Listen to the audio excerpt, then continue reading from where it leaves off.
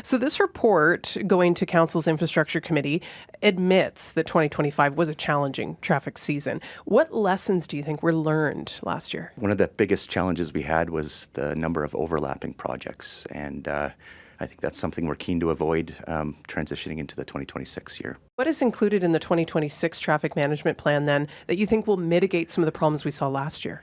I think the biggest thing is what you're not going to see, and I think we've been able to selectively look at different projects that are opportunities for deferring work, avoiding key corridors, and it all starts with looking at better ways to sequence and schedule our work.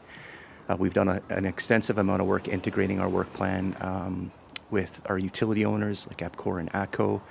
So by knowing more about what their work plan looks like, we can avoid some of those examples where we've had overlapping work. So a good example of that is we were able to look at deferring the low-level bridge northbound project, which was originally scheduled for 2026.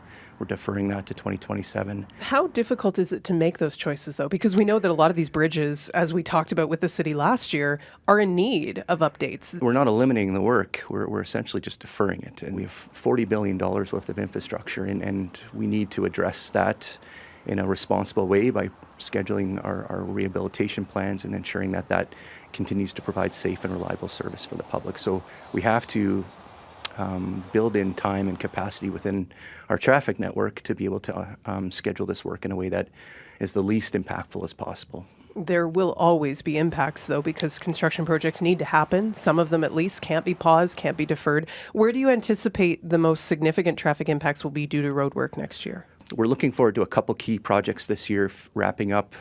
We've got Twilliger Stage 2, which is the work along White Mud Drive and Rainbow Valley Bridge, which is scheduled to be done at the end of this year and in service. So that'll provide a significant amount of relief for people in that area of the city.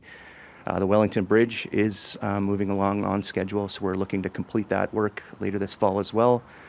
And if you're in the West End, and obviously there's a lot of work with Valley Line LRT, we're looking to wrap up the 95th Avenue project as well, which is between 163rd Street and 170th Streets. Sometimes it can feel like we have the most road construction that we've ever seen in the city at this point. Is there a bit of truth to that? Two reasons I'd say as part of that is one is we do have one of our largest capital programs where I believe we have $9.9 billion over multiple years, and a large part of that is our LRT projects in Yellowhead that I mentioned. We've got a significant, ambitious capital program, and that's probably the biggest driver for that.